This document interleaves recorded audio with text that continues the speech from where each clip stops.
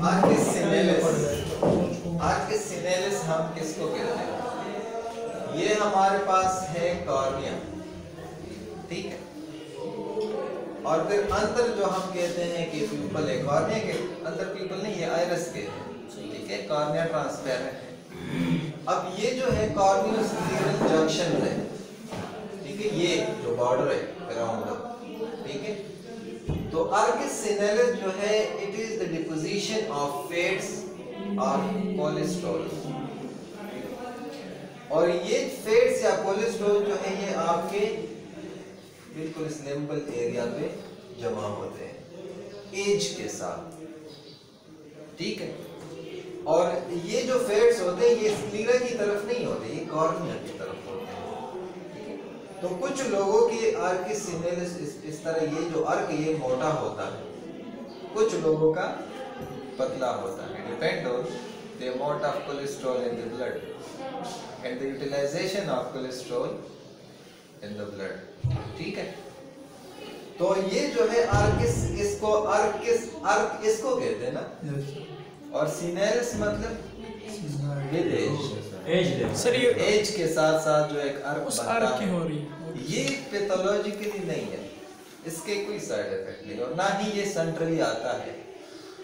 जिन लोगों की as 70 years हो या अबव हो, उनमें से 95% लोगों के आर्किस सिनेलिस बनता है, ठीक है। इसका एक दूसरा फॉर्म है जिसको हम कहते हैं सोडोजिरोनटॉक्सान, सोडोजिरोनटॉक्सान।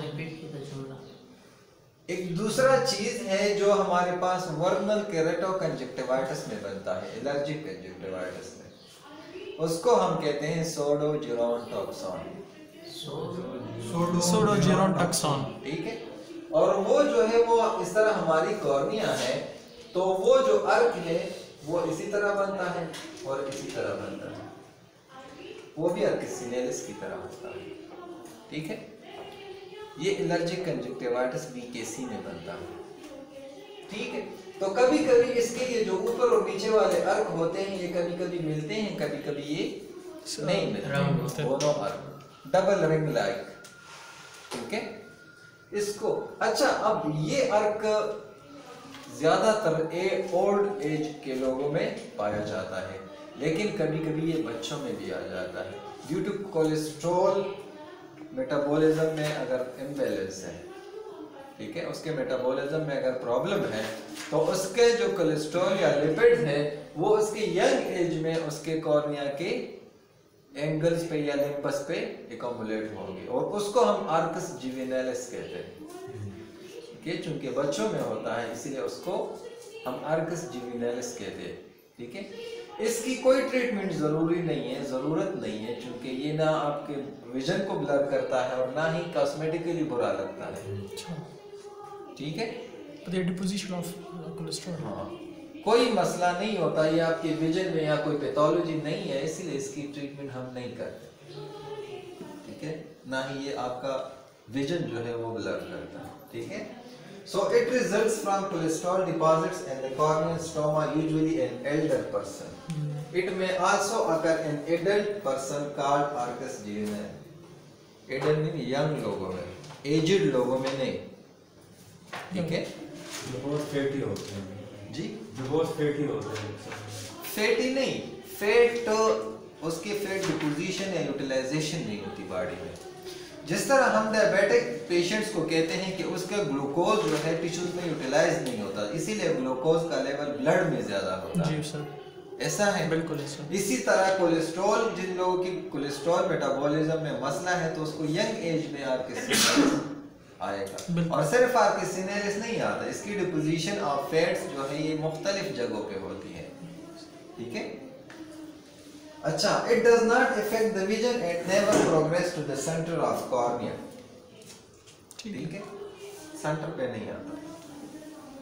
ये आप अक्सर लोगों में इस तरह का रिंग देखेंगे, वाइट रिंग। अगर आप अपने घर के बड़ों को देखें जिसकी एज 50-60 से ज्यादा हो तो उसके आंखों में इस तरह का, सर ये स्क्लेरा नहीं है, हाँ, ये वाइट नहीं, ये स्क्लेरा नहीं है, ये इसको इसी को हम आर्किस सिनेलिस कहते हैं, ये आपका लिम्बस है, ये स्क्लेरा, ये आपका निम्बस है। सर मतलब ये कॉर्निया के सर हाँ, ये सर। कॉर्निया के अंदर आता है, सही है। आउटर अच्छा, नहीं अंदर। जाता। सर ये इंटीरियर साइड पे होगा बोल रहे हैं Posterior पे। ये जो फेड्स है ये आपको मोस्टली पोस्टीरियर साइड पे होते हैं। तो सर पोस्टीरियर पे होगा तो एपिथेलियम ब्लॉक नहीं होगा एपिथेलियम। कौन से एपिथेलियम? जो कॉर्निया कॉर्निया का एपिथेलियम है जिससे वो फ्लूइड को एपिथेलियम कहाँ पे हो? एपिथेलियम तो इंटीरियर है। आप इंटीरियर है। वो तो endothelium endothelium. Sir endothelium block नहीं होता वो इससे। ये नॉर्मल डिपोजिशन है। जिस तरह आपके फैट्स जो है मुख्तलिफ पॉइंट्स पे जमा होते हैं, ये इतना है नहीं, इसकी थिकनेस बहुत कम होती है। अच्छा ठीक है, इसीलिए इसकी ट्रीटमेंट की ज़रूरत नहीं पड़ती। ये आप अक्सर लोगों में देखेंगे, जब भी आप किसी कहीं पे जाएं तो आप देखेंगे। ठीक है। अच्छा, एक दूसरा टर्म है जिसको हम केराटोग्लोबस कहते हैं। ठीक है? इसमें हमारी कॉर्निया जो है, हम कहते हैं कि हमारी कॉर्निया इस तरह है। ठीक है जी। केराटोग्लोबस में हमारी कॉर्निया जो है ग्लोब लाइक स्ट्रक्चर बन जाता है। Globe like. समझ आ रही है? ठीक है। और इसकी जो पैथोफिजियोलॉजी है वो अननोन है। ये कहते हैं कि कंजेनिटली या वक्त के साथ साथ degeneration of the collagen fibres हो जाते हैं, और उसकी वजह से जो हम कहते हैं कि हमारी कॉर्निया की एक नॉर्मल थिकनेस है वो थिकनेस रहती नहीं है, डीजेनरेशन ऑफ कोलेजन फाइबर्स होती हैं। तो जब ये थिन हो जाती हैं तो ये इस तरह ग्लोब लाइक स्ट्रक्चर में कन्वर्ट हो जाती है। आ जाती है। जब कॉर्निया बहुत थिन हो जाती है ना, ये आगे आ जाती है, ये बल्ज करती है। ठीक है, समझ आ रही है? ठीक है सर। यस इसको देखें, इतना ये बल्ज हुआ है। ठीक है, इसको हम केराटोग्लोबस कहते हैं। ये नॉर्मल टर्म से, ये आपको केराटोग्लोबस बहुत कम मिलता है। ज़्यादातर अगर किसी की डैमेजेस है तो उसमें हम बुलस केराटोपैथी अक्सर ज़्यादातर होती है। ठीक है, क्योंकि वो कॉर्नियल एडिमा के साथ रिलेट करता है, और कॉर्नियल एडिमा के बाद फिर वो बुलबुला टाइप कॉर्निया बनता है। ठीक है। अच्छा, अब एक टर्म है टिरीजियम। ये तो आप में से किसी ना किसी ने देखा होगा। देखा है? इसकी प्रॉपर ट्रीटमेंट क्या है? सर इसको पहले देखते हैं, स्टेजेस होती है इसमें। जब डस्टर से शुरू करो। यूस्टर में खोलो डस्टर अंदर तो जो विजुअल एक्सिस को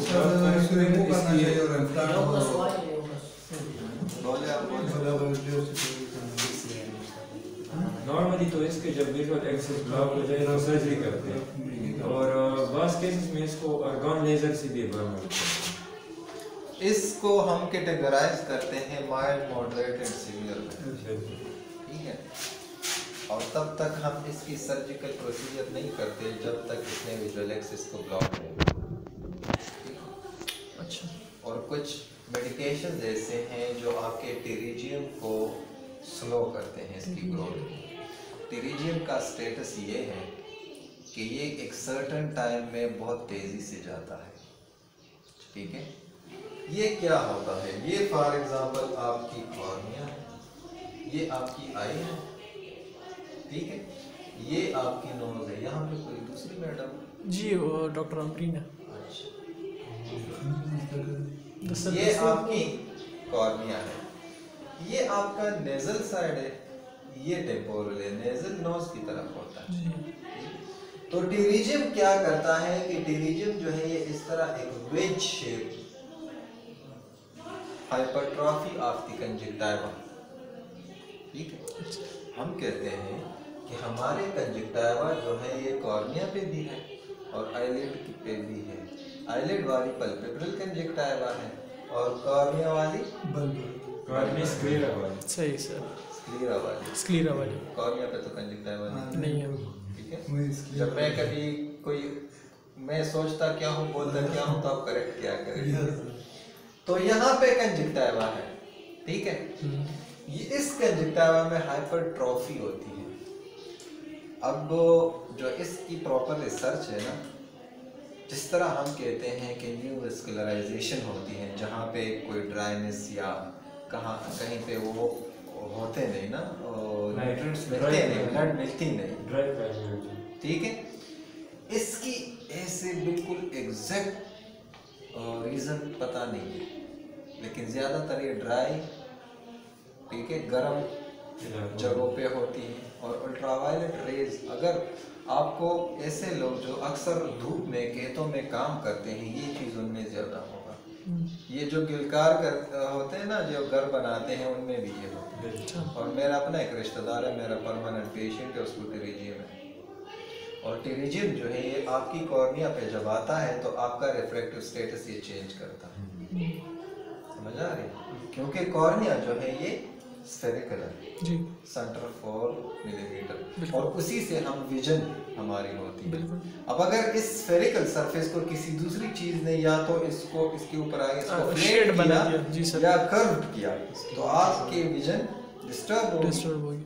ठीक है। ठीक है। इसीलिए ऐसे पेशेंट को ब्लर भी नजर आता है टेरिजियम के साथ साथ। तो अगर ये टेरिजियम जो है ये, अब फॉर एग्जांपल ये आपका प्यूपल है आयरस में, जी अगर इसने आपके प्यूपल को ब्लॉक नहीं किया और ये यहाँ तक है तो इसकी सर्जरी जरूरी नहीं है। सही है। ज्यादातर जो हम ट्रीटमेंट देते हैं पेशेंट को, ये कहते हैं कि आप tear plus lubricating eye drops ये डाला करें और आप ब्लैक ग्लासेस लगाया करें जब आप धूप में जाते हो, क्योंकि इसमें कहते हैं कि ये जो अल्ट्रावायलेट रेज पड़ती है उसकी वजह से इसकी हाइपरट्रॉफी होती है कंजक्टिवा, और ये ज्यादातर नेजल साइड से आती है कॉर्निया पे, टेम्पोरल से बहुत कम आती है, ठीक है।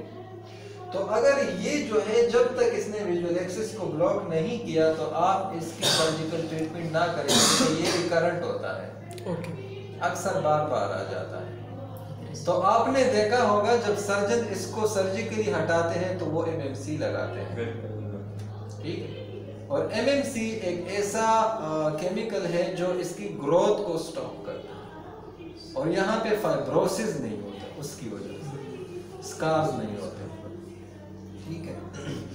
तो ये कंडीशन जो है ये एक विंग शेप होता है या विज शेप, जिस तरह परिंदे का एक पर जो है वो यहाँ पे पतला होता है और जिस्म के साथ फिर उसकी ठीक है। थिकनेस बढ़ जाती है, इसी तरह ये भी होता है, ठीक है। सही। इसमें एक और टर्म है जिसको हम कहते हैं पेनस, जो मुझसे पहले कभी किसी ने क्वेश्चन किया था। सर मुझे इसकी समझ नहीं है कि विंग जो है वो बनता किस वजह से, उस बात की मुझे समझ नहीं है। ये कंजक्टिवा है जो हमारी बिल्कुल। स्किन है, जी सर। ठीक है। एग्जैक्ट इसकी पैथोलॉजी अभी तक नोन नहीं है, ये हम गेस कर रहे लेकिन हैं। गेस नहीं करते, क्लिनिकल Clinical। बेस पे हम कहते हैं कि जो लोग धूप में ज्यादा घूमते हैं, ज्यादातर डस्ट और खुश्क एनवायरनमेंट और गर्म एनवायरनमेंट में जो ज्यादा एक्सपोज्ड होते हैं, उसकी कंजक्टिवा जो है उसमें हाइपरट्रॉफिक प्रोलिफरेशन होती है। कभी कभी इसको हम प्रोलिफरेशन ऑफ कंजक्टिवा कहते हैं, ओके। लेकिन हम तब कहते हैं अगर ये विच शेप ना हो, ज्यादातर नेजल ना हो, तो फिर अगर ये टेम्पोरल साइड से हो या किसी और साइड से हो तो हम इसको प्रोलिफरेशन ऑफ कंजक्टिवा कहते हैं। इन होती ये लेकिन चीज़। अगर ये विच शेप और नेजल साइड से हो तो एग्जैक्टली Terigium। टेरिजियम है। सही। So this is the damage of ultraviolet rays, और वो जो फिर कंजक्टिवा में हाइपरट्रॉफिक एक प्रोसेस शुरू होता है माइटोटिक, उससे ये स्ट्रक्चर आता है कॉर्निया पे, ठीक है। अच्छा। इस दूसरा टर्म है जिसको हम कहते हैं पेनस, और पेनस जो है ये उसका स्पेलिंग है। Pannus is the coming of blood vessels from the conjunctiva to the cornea. ये मैंने पहले भी आपको बताया था, अगर आपको याद है, ठीक है। और ये ज्यादातर कॉन्टैक्ट लेंस के बियर से होता है, समझ आ गया? तो ये सर कॉर्निया पे नजर आएंगे ये ब्लड वेसल्स? बिल्कुल नजर आएंगे, अगर आप स्लिट लाइन से देखेंगे तो नजर आ जाएंगे, लेकिन वो उस अगर तरफ ज्यादा हो तो ऐसे भी नजर आते हैं। सही है सर। आपका स्लिट लाइन भी यहाँ पे ठीक है, पता नहीं उसमें क्या मसला है, जी देखा था आपने? अक्सर उसकी हिस्ट्री कॉन्टैक्ट लेंस की होती है, बाकी भी आ सकता है, बाकी भी रीजंस हो सकते हैं, लेकिन मेन main- पैथोलॉजी के पीछे थाउजेंड्स ऑफ रीजंस हो बिल्कुल सकते हैं, but the most common reason you have to know, बिल्कुल। ठीक है, अगर मैं आपको यहाँ कहता हूँ कि ये कॉन्टैक्ट लेंस की वजह से हो सके, तो आपने यहाँ कसम का कि ये बात नहीं याद रखनी कि सिर्फ कॉन्टैक्ट लेंस, जिस तरह भी अल्ट्रावायलेट की बात होगी, कॉमनली कॉन्टैक्ट लेंस से होता है। ठीक है, समझ आ गई? क्योंकि कॉन्टैक्ट लेंस जब हम कॉर्निया पे लगाते हैं तो कॉर्निया पे हमारे ब्लड वेसल्स नहीं है, हमारे कंजक्टिवा पे ब्लड वेसल्स है, ऐसा है। तो अगर हमने कॉर्निया पे ब्लड कॉन्टैक्ट लेंस लगाया तो कॉर्निया को ऑक्सीजन नहीं मिलता, poor quality of contact lens की वजह से, उसकी वजह से कॉर्नियल हाइपोक्सिया होता है। हाइपोक्सिया, ऑक्सीजन की सर कमी। हम कहते हैं कि कंजक्टिवा भी मतलब ट्रांसपेरेंट है, तो ये ब्लड वेसल्स कंजक्टिवा से कैसे कॉर्निया में आते हैं? कंजक्टिवा ट्रांसपेरेंट है, लेकिन कंजक्टिवा के एडिनाइड लेयर में ब्लड वेसल्स है। कंजक्टिवा के नीचे आपको स्क्लीरा नजर आएगा, लेकिन वो जो कंजक्टिवल वेसल्स है आपको ऐसा लगेगा जैसे ये स्क्लीरा के वेसल्स है। जब कंजक्टिवल हेमरेजेस हो जाते हैं तो आप कंफ्यूज हो जाते हैं कि ये स्क्लेराइटिस है या कंजक्टिवल हेमरेजेस है डायग्नोसिस में। ठीक है, तो कंजक्टिवा ट्रांसपेरेंट है लेकिन उसके ब्लड वेसल्स हैं। जिस पॉइंट पे ब्लड वेसल, जिस तरह रेटिना ट्रांसपेरेंट है लेकिन सेंट्रल रेटिनल आर्टरी से ब्रांचेस गए हैं ना, समझ आ रही है? इसी तरह कंजक्टिवा भी ट्रांसपेरेंट है लेकिन उसमें ब्लड वेसल, लिम्फेटिक सिस्टम सब है। ठीक है, तो ये जो ब्लड वेसल्स होते हैं ये इसी तरह आपने फॉर एग्जांपल कॉन्टैक्ट लेंस लगा लिया, आपने अपने कॉर्निया पे कॉन्टैक्ट लेंस लगा लिया। ठीक है, अब जो यहाँ पे टीयर आ रहे थे कॉन्टैक्ट लेंस के एजेस के अंदर नॉर्मली, तो वो इसको फ्लश आउट करते हैं। लेकिन ऐसे कॉन्टैक्ट लेंस जब आप उसमें सो जाते हैं रात को या आप काफी टाइम के लिए लगाते हैं तो उसमें आपकी कॉर्निया को ऑक्सीजन नहीं मिलता। ठीक है, आपकी कॉर्निया के इंटीरियर साइड को नरिशमेंट नहीं मिलता। ये कॉमन सेंस की बात है, समझ आ रही है? Yes sir. ठीक है, जब नहीं मिलता तो ऐसा यहाँ पे ऐसा कंसिडर किया जाता है जैसे आपकी कॉर्निया इस्कीमिक है। यस, तो आपके बॉडी में जिस पॉइंट पे इस्कीमिया आ जाता है वहां पे VEGF फैक्टर्स रिलीज होते हैं और वहां पे ब्रेन की तरफ से सिग्नल्स आते हैं, वहां पे न्यूवास्कुलराइजेशन होता है। तो इस कंडीशन में जो लोग कॉन्टैक्ट लेंस वियरिंग में ज्यादा टाइम लगा लेते हैं तो उसमें ये ब्लड वेसल जो है वो VEGF फैक्टर्स की वजह से न्यूवास्कुलराइजेशन ऑफ द ब्लड वेसल्स बनते हैं। और हमेशा याद रखिए कि न्यूवास्कुलराइजेशन की जो ब्लड वेसल्स होते हैं वो काफी डेलिकेट और कमजोर होते हैं, उससे ब्लीडिंग होती है। समझ आ रही है? तो एक कंडीशन ये हो गया कि यहाँ पे ब्लड वेसल्स आ गए और इसको हमने क्या नाम दिया? पेनस। ठीक है, और पीछे से ये है कॉर्नियल हाइपोक्सिया। तो पीछे से जो वो एंडोथेलियम आपके वाटर बाहर कर रहा था, अब एंडोथेलियम वाटर बाहर नहीं करेगा क्योंकि वाटर में ऑक्सीजन है। अब कोशिश ये होगी कि ये वाटर कॉर्निया को मिले ताकि कॉर्निया इससे ऑक्सीजन ले, तो उसकी वजह से आपकी कॉर्नियल एडेमा हो जाएगा। तो कॉन्टैक्ट लेंस वियरिंग पेशेंट्स में अगर आप देखेंगे तो उसकी कॉर्निया एडिमेटिस होगा ज्यादा देर अगर उसमें, और अगर एडवांस स्टेज हो तो उसमें फिर पेनस बनेगा, न्यूवास्कुलराइजेशन ऑफ ब्लड वेसल्स। समझ आ रही है? ठीक, नॉर्मली हम कहते हैं कि जब हम रात को सो जाते हैं तो सुबह तक हमारे 4% से 8% नॉर्मल का कॉर्नियल एडिमा होता है, क्योंकि जब आईलिड आ जाता है और आईलिड हमारे कॉर्निया को कवर करता है तो जैसे हमारी टीयर्स डायरेक्ट एटमॉस्फेयर से ऑक्सीजन लेता है वो फिर कॉर्निया को मिलता है। अब जब आंख बंद है तो आई को वो ऑक्सीजन नहीं मिलेगी, तो आई को, आपके कॉर्निया को वो ऑक्सीजन फिर आपके पल्पेब्रल कंजक्टिवा से मिलेगा। तो पल्पेब्रल कंजक्टिवा से उस कंसंट्रेशन की ऑक्सीजन नहीं मिल सकता जो डायरेक्ट एनवायरनमेंट में आपका ऑक्सीजन है। तो इसीलिए कुछ % तक आपकी कॉर्निया एडिमेटस होगा। जब आप सुबह उठते हैं तो वो जब आप कुछ देर के लिए ऐसे मतलब आंखें खोलते हैं वो एडिमा खत्म हो जाता है। समझ आ रहा है? Yes sir. ठीक है, ठीक है सर। ये बहुत ज़रूरी पॉइंट है कॉन्टैक्ट लेंसेज में और कॉर्निया के स्टेटस में भी। अगर आपको अच्छे से कॉर्निया आती है तब आप अच्छे से कॉन्टैक्ट लेंस प्रैक्टिशनर बन सकते हैं। अगर आपको कॉर्निया की एनाटॉमी का नहीं पता तो आप कभी कॉन्टैक्ट, आपको पता नहीं चलेगा कि ये जो मसला आया है अब इसको मैं क्या करूँ। ठीक है, समझ आ गई? ठीक है सर, आगे। ठीक है।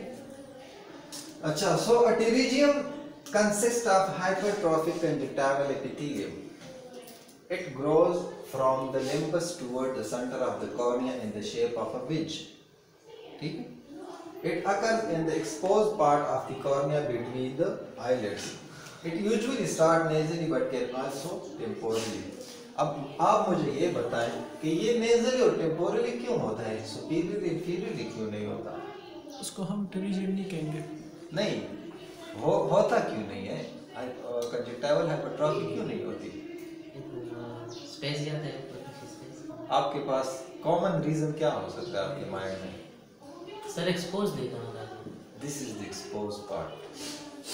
ओके सर, ठीक है। ये एक्सपोज टेम्पोरली एंड नेजली ये आपका जो स्क्लेरो कंजक्टिवल एक्सपोज्ड है। Exposed है। सुपीरियरली तो आईलिड्स है, इंफीरियरली भी आईलिड्स है। समझ आ गया? तो ये एक्सपोज पार्ट है, इसी वजह से कॉमनली यहाँ पे कंजक्टिवल हाइपरट्रॉफी होती है। ठीक है? अच्छा, आगे करें।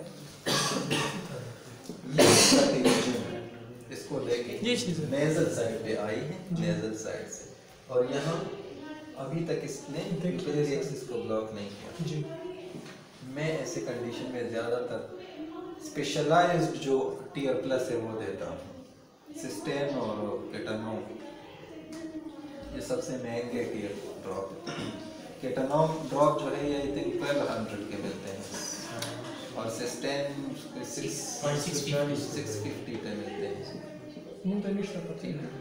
ये अच्छे ड्रॉप्स हैं, इसकी Specialized है। कॉम्बिनेशन अच्छी हैं। सर अगर दो वो से इससे तीन पहले महीने सैंपल रह गए थे एक्सपायर। एक्सपायर हो अच्छा, रिप्लेसमेंट। सर अगर वो उससे पहले हटाए तो ठीक नहीं होगा, जब वो नजर खराब हो जाए तो फिर वो तो ठीक नहीं होता ना। नहीं, नजर अगर इसने खराब भी की, आप इसको सर्जिकली हटा सके, कॉर्निया के ऊपर आया है तो फिर नजर लगेगा नहीं। अगर इसने विजुअल एक्सिस को ब्लॉक किया ना तो तब- नजर नहीं लगेगा, तब आप इस पेशेंट की सर्जरी सर्जरी ऑब्वियसली। ये आप सर बताएं। रिपेयर करे भी तो मतलब सर, ये ज्यादातर लोग इसीलिए नहीं करते ना कि ये रिकरेंट है, फिर होगा, बार हो सकता है। तो वो कहते हैं कि आप इसको डिले करें सर, ताकि ये ग्राफ वाले ग्रोथ करें। जो है, ग्रोथ आपके कॉर्नियल सेंटर में ना आए। समझ आ रही है? ठीक है। सर एक इसमें तो मेथड है, वो ग्राफ्टिंग भी करते हैं ना, तो अगर वो करें तो ग्राफ्टिंग। रिकरेंट तो नहीं होगा ना। देखिए, यहाँ पे हम कहते हैं कि हमारे लिम्बल पॉइंट पे ये आपकी कॉर्निया है, ठीक है ना? यहाँ पे कुछ गार्डेड सेल्स होते हैं जो आपके ब्लड वेसल्स की प्रोलिफरेशन या कंजक्टिवा की प्रोलिफरेशन को नहीं छोड़ते, ये याद रखें, ठीक है? Protective sales corneal limbal point पे होते हैं, ये इसको नहीं छोड़ते, ठीक है? तो जब ये आपका टेरिजियम आता है वेज शेप, तो ये इस पॉइंट को ब्रेक करके आता है, इन सेल्स को जो आपके प्रोटेक्शन करते हैं उनको ब्रेक करके आते हैं। तो जब आप इसको यहाँ से हटाते हैं तो दोबारा इसके चांसेस है at the expense of sunlight, अगर आपका सनलाइट या धूप और डस्ट में फिर भी आप घूमते हैं तो ये फिर होगा, और ये किसी में भी हो सकता है, ठीक है? ओके।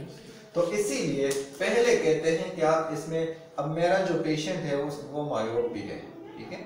तो वो हर 2 महीने 1.5 महीने बाद आता है कि मेरा नंबर चेंज हो गया, ठीक है? वो टेरिजियम की वजह से। तो मैंने एक बार उसे सिस्टेन दे दी और मैंने कहा ये ग्लासेस तुम रिमूव करो, तो वो ग्लासेस के बगैर उसकी विजन अच्छी हो गई, ठीक है? लेकिन ये स्पेशल केसेस है, हर पेशेंट का ऐसा नहीं हो सकता। स्पेसिफिक। टेरिजियम की स्टेटस हर पेशेंट में सेम नहीं होती, डिफरेंट होती, ठीक है? तो बस आप ये याद रखें कि इस कंडीशन में आपने आर्टिफिशियल टीयर्स देने हैं, आपने सन ग्लासेस और उन्हें बताना है कि आपने धूप में, डस्ट में और ऐसे गर्म जगह में ज़्यादा देर तक काम नहीं करना, ठीक है? समझ आ गई? इसकी अच्छी ट्रीटमेंट ये है, और फिर जो सर्जन है वो इसको सर्जिकल एक्सरसाइज करते हैं, माइटोमाइसिन यूज़ करके, ठीक है? जब ये विजुअल एक्सिस पे आ जाए तो ये कॉर्निया की मतलब उसको सर्जिकली रिमूव करें तो कॉर्निया ट्रांसपेरेंसी का इफेक्ट हो सकती है। कॉर्निया पे इसके कुछ फिलामेंट्स रहते हैं, उसको फिर स्क्रैप करते हैं, उसके साथ आपके कॉर्नियल एपिथेलियम के कुछ सेल्स भी चले जाते हैं, डैमेज हो सकता है, लेकिन वापस एपिथेलियम 7 दिनों में वापस आ रिकवर हो जाता जाता है, है। मतलब सर फिर विजन उस तरह से विजन ठीक होता है फिर पेशेंट में। कॉर्निया का जो एपिथेलियम है अपना स्टेटस फिर बरकरार रख देता है, ठीक है। अगर आपने स्ट्रोमा को उड़ा दिया तो बस फिर हो सकता है कि वो तो सर स्क्रैपिंग करते वक्त ख्याल ठीक है। रखते हैं। समझ आ रही है। कभी कभी जब हम किसी वो खराब सेब को ना छुरी से वो साफ करते हैं तो छुरी सेब के अंदर चल के दूसरी साइड पे निकालते सेब का बेड़ा गर्क हो जाता है, ठीक है। कभी कभी जब सर्जन आपका दाना निकालता है तो वो जो ब्लेड होता है वो इतना डीप मार देता है कि 2 दानों के साइज के नॉर्मल साइज आपके उड़ा देता है, ठीक है। तो आपने सर्जरी में अपने हाथ की कंट्रोल अच्छी सी रखनी है। जिनके हाथ वो उसमें वाइब्रेशन हो ना वो आई में सर्जरी नहीं कर सकते, समझ आ रही है। क्योंकि आई छोटी है, लग जाती है, प्रोफेसर से लगती है, प्रोफेशनल्स। ठीक है। आगे ये नहीं पढ़ा सर जी सिंपली ये एक एपिस्क्लेराइटिस जो होता है ये कंजक्टिवाइटिस, हमें किस तरह पता चलेगा कि ये स्क्लेराइटिस है या कंजक्टिवाइटिस? कंजक्टिवाइटिस में आपके जो ब्लड वेसल्स है वो सुपरफिशियली वो एक्सपोज होते हैं, मतलब उसमें हेमरेजेस और वो सब चीजें जब आपको ऐसा पता चलता है। देखो कंजक्टिवा जो है ये आपकी आई है, फॉर एग्जांपल ये कंजक्टिवा है और स्क्लेरा इसके अंदर है। अब यहाँ पे जो सेल है इसकी इन्फ्लेमेशन हो गई है तो ऊपर कंजक्टिवा ट्रांसपेरेंट है, आपको डीप हेमरेजेस नजर आएंगे, लेकिन कंजक्टिवल हेमरेजेस आपको सुपरफिशियली नजर आएंगे। सर तो फिर हम ये लैंप पे सर लिफ्ट आई से तो सर तो ये डिफरेंशिएट कैसे नहीं, करेंगे? आपने सारी सैद्धांतिक नेक आई से थोड़ी करनी है, ये फिर माइक्रोस्कोप के लिए है। डिफरेंशिएट हो गया ना शुक्र है मैं खुद बता समझता कि देखें स्क्लेराइटिस और कंजक्टिवाइटिस में डिफरेंशिएशन इतनी आसान भी नहीं है। जैसे आपके स्ट्रोमल केरेटाइटिस और सुपरफिशियल पंक्टेट केरेटाइटिस में डिफरेंशिएशन मुश्किल है। एक प्रैक्टिकल बंदा जो है ना उसके लिए पेशेंट को डायग्नोज करना एक चैलेंज होता है। बिल्कुल है सर, और ना ये दोनों जो है और ये बहुत सी चीजें ऐसी हैं जो एक्सपीरियंस से होती हैं, ठीक है। आपने उस डेप्थ पे जो फोकस बनाया है उस डेप्थ का तब आपको पता चलेगा, समझ आ गई? जी बिल्कुल सर। अच्छा, stimulus to stimulus to the pterygium is excessive exposure to the ultraviolet sunlight, बिल्कुल सर। ठीक है। Other factors include dryness, hot and dusty conditions. जी So it is common in people who live outdoors in sunny areas. बिल्कुल sir. ठीक है। Farmers हमारे वहाँ pico में अक्सर चाचा लोगों का होता था, सर देखा है हमने भी बिल्कुल। माली लोग हैं। माली लोगों का अक्सर होता है क्योंकि वो टेरिजन सर मेरे धूप 5-6 कजन हैं उसको टेरिजन वो बाहर जो ज्यादातर हॉट एनवायरनमेंट में डस्टी एनवायरनमेंट में काम करते हैं, अभी तक कौन तो नहीं करना बाहर से कोई ठीक है। सही है सर। अच्छा, pterygium usually grows slowly throughout life. However, in young people they are more active, fleshy and vascular and become thin and atrophic in old people. Old लोगों का हर चीज जो ग्रोथ उसका होता है वो स्लो होता है क्योंकि माइटोटिक डिवीजन बच्चों में बहुत तेजी से होता है। आप 14 साल का लड़का मेरे हाइट का होगा और 45 साल का मर्द भी मेरी ही हाइट का होगा। बच्चों की ग्रोथ तेजी से होती है। जिस तरह अगर आप किसी बच्चे की हार्ट बीट देखें उसकी हार्ट बीट ज्यादा होता है नॉर्मली, ठीक है, उसका ग्रोथ भी ज्यादा तेज होता है, बड़ों का उतना तेज नहीं होता, ठीक है। आगे करें। ये टेरिजियम में अगर नॉर्मल बंदा है बिल्कुल 6x6 उसकी विजन है और ये विजुअल एक्सिस को ब्लॉक करे और विजुअल एक्सिस को आपने सर्जन ने फिर हटाया तो इसकी जो मतलब रिफ्रैक्टिव स्टेटस है उसमें चेंजेस आएगी। रिफ्रैक्टिव स्टेटस में चेंजेस आती है यूजुअली चेंजेस टेरिजियम से। देखो आपका ये कॉर्निया है, ये आपकी फॉर एग्जांपल कॉर्निया है स्फेरिकल, ठीक है, इस पे आपका एक फ्लैशी पार्ट आ गया, ठीक है जी। अब ये जो कॉर्निया स्टेटस है ना ये अब चेंज होगा, स्फेरिसिटी इसकी डिस्टर्ब होगी, ऑटोमेटिकली इस पेशेंट का रिफ्रैक्टिव एरर होगा from minimum to maximum depend on the location and size of pterygium, ठीक है। और अक्सर ऐसे पेशेंट में क्रॉस नंबर होता है, क्रॉस मतलब स्फेरिकल प्लस सिलेंड्रिकल, क्योंकि ये जो आपकी कॉर्निया है ना इस एक्सिस में आपकी कॉर्निया का स्टेटस एक होगा, इस एक्सिस में आपका स्टेटस दूसरा होगा, ठीक है। टेरिजियम नेजल साइड पे आती है, तो जो हॉरिजॉन्टल मेरिडियन है ये ज्यादा इफेक्टेड होता है। बिल्कुल ठीक है। अच्छा, a large pterygium may reach the pupil and partially blur the vision, and a very large pterygium can cover the pupil and blind the ये तो patient। हमने भी कहा बिल्कुल सर। ठीक है। और ये अगर फॉर एग्जांपल बच्चों में आता है तो बच्चों को ये जल्दी एम्ब्लायो बना देता है अगर इसने सारे पीपल को कवर किया है। और बड़ों में अगर ये आता है और बड़ों में आप ये 6 महीने बाद भी हटाते हैं तो वो ब्लाइंड नहीं होते क्योंकि ऑलरेडी उसका connection brain to eye strong है। ठीक। Since the pterygium is raised above the corneal surface, it is prone to recurrent mild inflammation। हम जो MMC देते हैं वो फाइब्रोसिस को कम करने के लिए देते हैं ताकि वहाँ फाइब्रोसिस ना, कार्नियल ओपेसिटी ना हो। ठीक है। Short courses of topical steroids can be used to treat this inflammation। Pterygium जब आपको होता है आपको इचिंग होती है, आपको फॉरेन बॉडी सेंसेशन होता है, आपकी टीयर फिल्म की स्टेटस डिस्टर्ब होता है। ठीक है। तो ऐसे पेशेंट में आपको रेडनेस भी होती है, समझ आ रही है, उसके लिए हम स्टेरॉइड्स देते हैं। ठीक है। Pterygium can be surgically excised. ठीक है। अब कॉर्नियल फॉरेन बॉडी है, आगे करें आप किसी ये पिक्चर देखें, ये फॉरेन बॉडी है। ये अगर आप लोगों ने स्लिट लैम्प से देखा हो ये बड़ा एक फाइन नजर आता है। मैंने एक पेशेंट की फॉरेन बॉडी निकाल रहा था तो वो आपको नेक्स्ट आई से नजर नहीं आता, छोटा होता है। जब आप स्लिट लैम्प से देखें इतना आपको नजर आएगा, और जब आप वो नीडल जो सिरिंज है उससे हटाते उस नीडल भी उतना पाइप पीवीसी पाइप नजर आएगा। तो जब आप ऐसे हटाते हैं तो आपने ये आपकी कॉर्निया है। ठीक है। आपने सिरिंज जो है ये बिल्कुल आप इस सरफेस से पैरेलल होके आपने हटाना है, क्योंकि अगर ऐसे में आपका हाथ थोड़ा सा हुआ तो आप कॉर्निया को परफोरेट करेंगे। तो आपने इस कॉर्नियल सरफेस को पैरेलल होके थोड़ा सा इसके एजेस को इस तरह निकाला, और ये बड़ी इजीली निकलता है अगर इसने कॉर्निया को परफोरेट नहीं किया। ठीक है। ये आप निकालेंगे। अक्सर जो प्रैक्टिशनर्स होते हैं वो इसके साथ ये जो थोड़ी सी ओपेसिटी एरिया इसको भी थोड़ा सा स्क्रैप करते हैं। ठीक है। और फिर एंटीबायोटिक और मुख्तलिफ चीज़ें ज़्यादातर एसिड्स डाल के ये ठीक हो जाता है। कुछ लोगों में ये ओपेसिटी बन जाती है। मेरे पास एक पेशेंट आ गया था, उसकी फॉरेन बॉडी थी और उस वक्त मेरे पास वो नहीं थे, वो अल्केन नहीं थे। मैंने उसे डॉक्टर जिया के पास भेजा तो आई थिंक उसने निकाल दी उसकी फॉरेन बॉडी। फिर वो कोई 6 महीने बाद आए, उसने कहा इस आई में मुझे नज़र नहीं आता ठीक से। जब मैंने देखा उसी फॉरेन बॉडी की ओपेसिटी थी उस कॉर्निया में।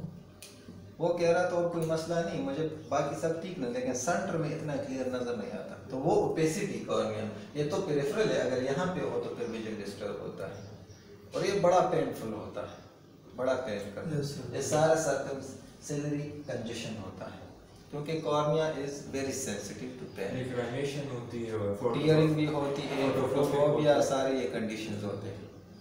समझ आ गई? ये मैं नरिश में मैंने बहुत ज्यादा ये फॉरेन बॉडी है। वो मरगरा में एक प्रैक्टिशनर था, ऑप्टोमेट्रिस्ट था, तो उसके पास इसको रिमूव करने का सिर्फ वाहिद हल ये था कि वो सिरिंज में नॉर्मल सलाइन या पानी डाल के प्रेशर से ऐसे डालते। तो एक पेशेंट में वो उसमें तो नीडल भी था, तो जब उसने प्रेशर से वो नीडल हिट इसको कॉर्निया को हिट किया, वो पेशेंट चिल्ला रहा था से, और चिल्ला के उसके अम्मी अब्बू को गालियां दे रहा था क्योंकि ये गलत प्रोटोकॉल है। ठीक है।